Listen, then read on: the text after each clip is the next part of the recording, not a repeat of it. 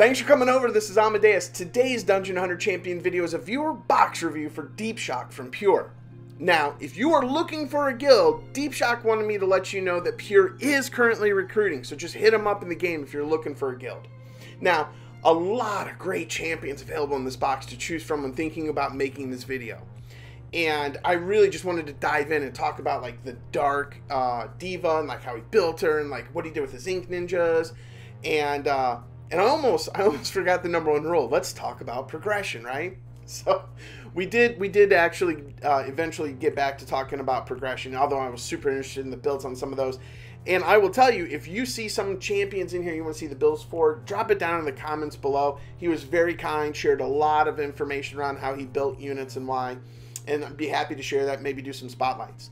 But DeepShock is definitely in the late mid to early late game progression. You know, he's been seriously playing Dungeon Hunter Champions for about 6 months, and if you look, his Elder Drake team is absolutely on lockdown. Look at that time. His Steel Widow 11 team is absolutely on lockdown. Again, look at that time. That the same is said basically for his Ultimate Blitz team. He has a team that basically he does in the first 2 days. It's basically all auto. And he 100% endorses getting your Ultimate Blitz team up and running as a priority. But he has some other advice for new players that helped him get where he's at. So I wanted to make sure we shared those today, right?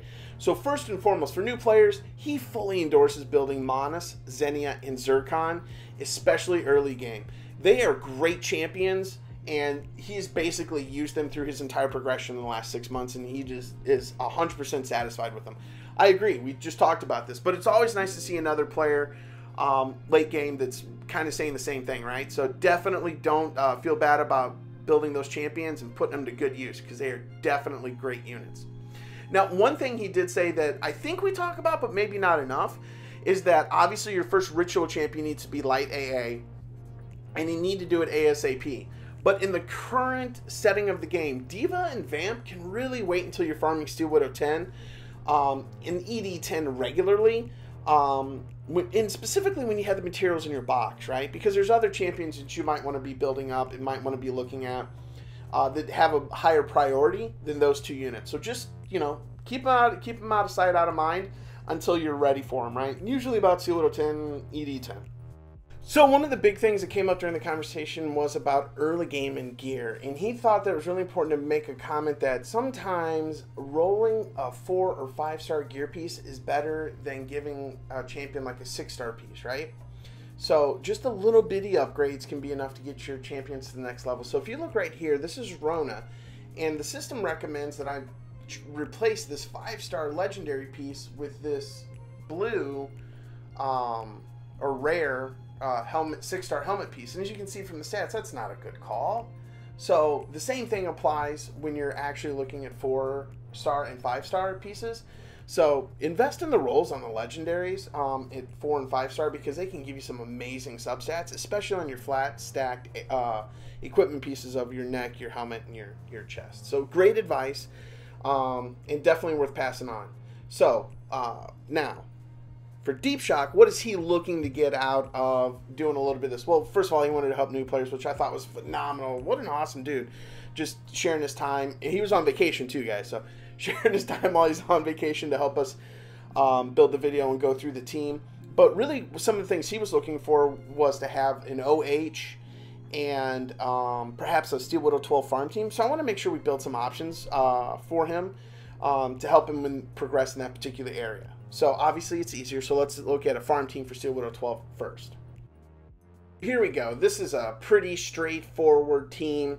Does it about 99% completion rate, and it is totally achievable for DeepShock. Now DeepShock could actually improve this team by replacing a couple of the key units that you see right now. Like he could replace Rona and Washi instead with the Nature Ink Ninja with a Dark Diva.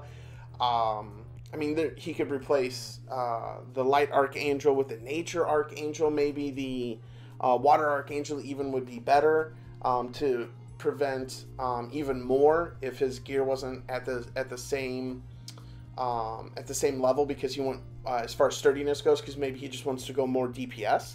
So he sacrifices some health, and maybe the Water Archangel would help out. But this team is super consistent. So when you're looking at farming over and over and over and over, this is you know, in my personal opinion, anything under 1:20, I'm pretty happy with anymore. 1:30 maybe on the outside for the ascended rates, I'm pretty happy with. So that's a great, easily upgradable team for DeepShock to use to farm Steel Widow 12, and with units that he already has. So here is my team to farm Outer Harbinger 6. So Washi's the damage dealer. The healer and sustain is going to be covered by Ailsa, along with the immunity provided by Garai. Wanga does the blind, and of course the synergy trait leader is going to be the Greater Demon. Greater Demon is so hard to replace with a free-to-play or more accessible champion. It'd be very easy to replace Washi with another DPS that does similar things, because everybody else plays like multiple roles in this team. And I like Washi because I have Washi, but I think probably the Ink Ninja would be better. Suzuri, the Nature Ink Ninja, I think is what his name is. And for certain, a 6-star Wanga and a 6-star Camille would be better instead of a 5-star Garai and a 5-star Wanga. So definitely those would be better. Now, what I will say is that I have all of these champions built on Adept Broken. And the reason is because I want very, very, very much, I want to put their broken pieces on Withering somehow. I want to find some combination to put all of these champions on Adept Withering, because Withering makes it so much faster. As you can see, there is no Withering. This is just pure DPS and strategy as far as blinding and breaking and marking and buffs and all that stuff. And I think that with Withering, man, I would be so much faster, because right now it's about 230 to 240 pretty consistently. Now, when I say consistently, this team also is super reliable, and I don't really ever worry about it failing, right? That's not the concern I usually have for this team. My concern is it takes so long. But like I said, I think that DeepShock, if you use this general template, or anybody out there that uses general template, and then was able to provide some Withering offset gear for these champions, and then upgrade these champions both to 6-star and then to their like light component if it was Camille, or maybe the Nature Ink Ninja for Washi. But otherwise, you're just looking for a single target hard hitting DPS. 233, so that's actually a pretty fast time for today. All right, cool. All right, but that's how we do. That's the Outer Harbinger team. I want to give a huge shout out to DeepShock and his guild Pure, who is recruiting. I want to thank him for all the time. I know you're on vacation. I think that is super cool, bro. I really appreciate that. I hope you have a great rest of your vacation. And to everybody else, as always, thanks for watching the videos. Have a great day. Bye.